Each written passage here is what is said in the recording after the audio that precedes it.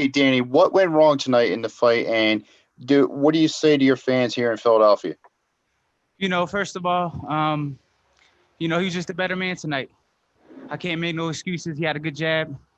Um, I felt like I was doing a lot of good things, but I fought as true champions, fought two true champions. So what can I say? I'm still proud of myself no matter what. I know I fought my heart out. Is there anything you would have done differently tonight in this fight? You can ask Angel that question. He was on the outside looking in, so he could probably tell you more. Yeah, he could have did more. He could have got busier. He could have did what he did at the end of the round right there on 12. He would have did that. He was just giving him too much respect. He hurt him at one time. He didn't hurt him like buckled him, but I can see he shook him a little bit. And he let him come back into the fight. So the only thing Danny did wrong today, he didn't get busy enough. All right, media, as a reminder, if you have any questions for Danny via Zoom, please raise your hand. Our next question will come from Roberto Vinces. Roberto, you can unmute yourself and ask your question. Yes, this question's for Angel. Ángel, en español, nomás tu reacción nomás a la pelea. Acabas de decir que Danny no hizo el plan como se había hablado. Nomás tu reacción y describe esta pelea de esta noche, por favor. Sí, no hizo el plan. El plan era estar más busy because en el pasado, that's what we went wrong at from the past. So we learned from the two laws that Danny had. Aprendimos de eso, era para estar más ocupado. Y no lo hizo, pues entonces, tú sabes, that's why he didn't get the decision. Porque un juez le dio 4 rounds nada más. So that was kind of bad. Gracias. All right, thank you, Roberto. We'll take our next question via Zoom from Keenan Atchison. Keenan, you can unmute yourself and ask your question. Yeah, Danny, did Spence surprise you that he was able to block away that right hook and you weren't able to catch him as flush as you normally are able to catch most of your opponents? No, I knew what he was bringing to the table. I think most of it was just me. I had to believe in it more. I had to throw it more. I felt like I threw it a lot. It just wasn't connecting. Maybe he was ready for it.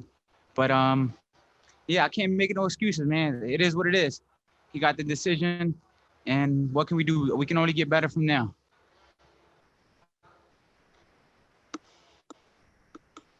All right, we'll take another question from David Melandra. David, if you have another question, please ask your question. Hey, Danny, what do you say? What was it tonight that it seemed like you were not using your jab enough? What was it, the way he was defending you most of the night? No, I just think he had a pretty good jab. It was rangy. It was throwing my timing off a little bit, and I think that was the key in the fight. His jab, but that's pretty much it. Everything else, I was adapting to it. I knew he was going to go to the body. I knew he was going to throw those looping left hands. But his jab was a little better than I expected. All right, thank you, David. If we have any other question, here we go. Mark Wicker, we'll go ahead and you can unmute yourself and please ask your question. Danny, you fought Porter, Thurman, and now Spence. What separates Spence from the other two guys? I feel like they're all kind of on the same level. He just, I think he has a better jab and he's stronger than all three of them. Physically stronger than all three of them. But I feel like they all have different type of strengths. But I think he may be the strongest one out of all three of them. All right, thank you, Mark. We'll take our next question from Ben Baby. Ben, you can unmute yourself and ask your question.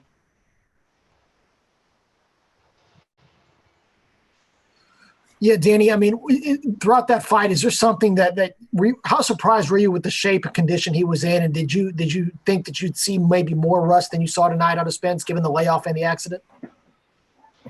He was in shape. I was in good shape. But like I said before, I think we were both in great shape. I just feel like the key to the fight was his jab. He took his jab away. If I would have took his jab a little bit more, I feel like I would have been more successful. And that was pretty it. That's pretty much it. I think that was the key to the fight, his jab. Other than that, I feel like everything else, I knew what he was gonna do.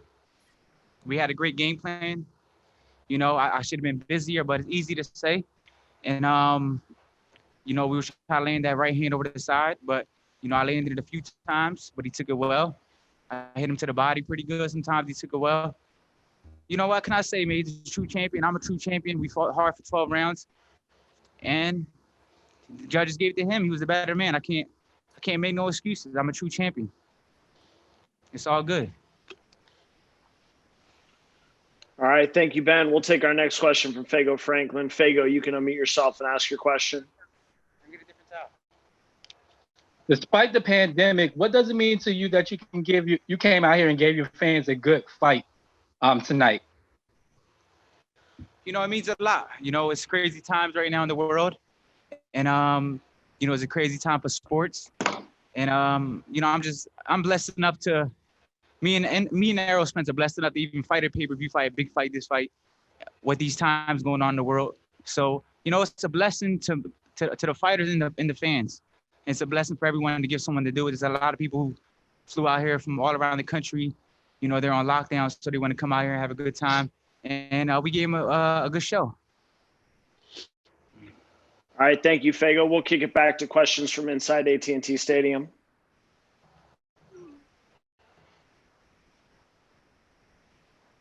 Questions for both Danny and Angel. First off, with Angel, what did you make overall of how the fight unfolded, and what do you think was the key for Errol to get the decision in terms of adjustments you guys couldn't make in there? Well, it was up to Danny. He had to let his hands go. You know, you can't force it. You could tell them what to do. That doesn't mean they're going to do it. You can have a plan, and that means, Danny should have got busier. We learned, like I said before, that was the pass he brought back. That was happening in the other fight. He wasn't busy enough. That's the only thing he did. He took a wash. He took the shots well. He dipped and slipped, but he didn't counter. If he would have did a little more countering when he was dipping and slipping, that was the game plan. He took shots well. You know, he gave him back. He hurt one time. I thought he hurt Spence a little bit. In one round, he didn't drop enough, but, you know, he hurt him. I seen him buckle a little bit. But then he let him get back into the fight. And then Spence was stealing the rounds, too. He would get busy at like a minute into the fight. And, you know, there a minute left on the fight, on the rounds. What he could have did better was that, get busier. But this is all about punching, man. It's about landing. It's not about looking pretty, slipping and dip, but you got to counter that. You can't slip and dip, don't counter. The judges don't give you points for that. You win round by landing. You have to land punching. And that's what Danny did tonight. He didn't land enough. If he would have did what he did in the 12, the last round, the last couple seconds of the last round, that was the fight he was supposed to give him. You see how he held, he was strong, but he just didn't let his hands go. Danny, what was so tricky about Errol's jab? It was he has good reach. It's a strong jab, and it has good timing, and he knows when to throw it. He knows when to step to you. So I think that was the key to the fight, to be honest. He had a good jab. He used it well. I was trying to get around it to land some body shots, try to use my own jab. And he was getting around it. Yeah, he just had a counter. You did well. He didn't hit you with jabs like that. No, I'm just saying. You're making it say he killed you with a jab. No, I'm just saying that was the key. He didn't kill you with that jab. You just didn't counter the jab. You seen everything. You seen everything, man. Stop saying it. Next question.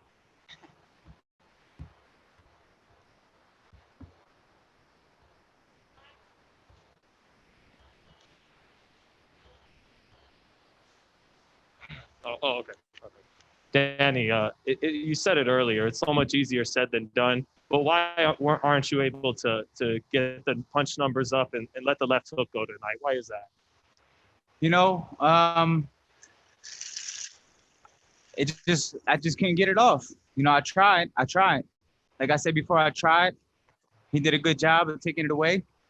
And but I think the key to this fight was the right hand. The key was the right hand. We know that everyone's looking for the left hook, and the key was the right hand. We tried to land the right hand. I felt we landed some good right hands too, and some good body shots. So the body shots was pretty good. The right hands was pretty good. And like I said before, it was just, you know, that's when two champions fight.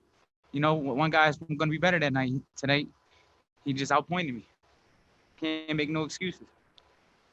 I hold my head high no matter what. I'm proud of myself. I came a long way, and I will be back. So it's nothing really to cry about. It's nothing to be sad about. You know, I fought a champion. I beat champions. Champions beat me, and that's the name of the sport. So I'm not gonna cry about it, and I'll just be back stronger. That's it. What can I do? You know, I'm still proud. You know, I came a long way, so it is what it is. You guys should be proud. It was one of the best fights I've seen in years, Danny. You have a great chin, first of all, maybe the best in boxing. How close did you get to landing that hook? Because some of them were like half an inch away. Yeah, I mean, I felt like if I would have set it up better, like with a right hand to the body, or even a straight right hand left hook, I felt like the hook would have landed, or maybe a body shot left hook. But like I said before, we didn't really focus on. We knew the hook was gonna be there. We were more focused on that right hand because we know everyone's so used to it. And I landed it a few times, but he took it well. And I landed to the body a few times. He took it well. So, you know, it is what it is. This question's for both Angel and Danny. Angel first.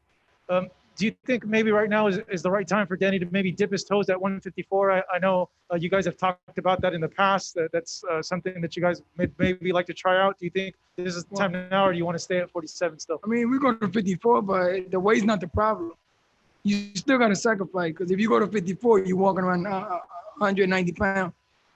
So it's just, then they're going to have to sacrifice. You're always going to have to sacrifice weight. The business comes with the business. It's part of their job to sacrifice. 54 would have made it. He didn't do nothing wrong today. He just wasn't busy enough. You know, like he lost, yes, but it was because he chose to do that. It's not because Spence really whooped his ass and all that. I ain't seen no whooping in there. I mean, a little bump in there, that comes with the package. You're always going to get bruised, and he light skinned. You're going to see it more than anybody else. But he's not like where Spence whooped his ass. And I mean, he never hit the cap. He took the shots well, like I said. I mean, he just got to get busy. You only win fights by landing. You don't win fights by nothing else. And that was the only problem he had tonight. He just didn't let his hands go, but not like he was supposed to. Because a lot of times when you're in the pocket, you dipping and slipping. I mean, you seeing everything. So you make him pay. He was slipped under like that right there to the liver. When you dip back to the right hand on this side, you know, that's what counts. That's what he did wrong. That's the only thing. It wasn't the way he didn't look weak in there. And if he would have threw, like I said, the last 30 seconds of the 12th round, that's Danny Garcia right there. But that was a little too late to try afterwards. But I'm not mad. I'm just disappointed at him. But I'm not mad. Now I was pissed when we lost to fucking Keith Thurman. I was ramming. But not that I'm saying I'm gonna accept the L, because I'm never gonna accept the L. But what you do, you move on. That's it. You know, we came to his hometown, you know, and we fought a champion in his hometown. So even if it was close, I probably still wouldn't have got it anyway. So I probably would have to knock him out. But it is what it is. No excuses. Like I said before, I'm always gonna be proud of myself because I know I can always come back stronger. All right. Thank you, guys.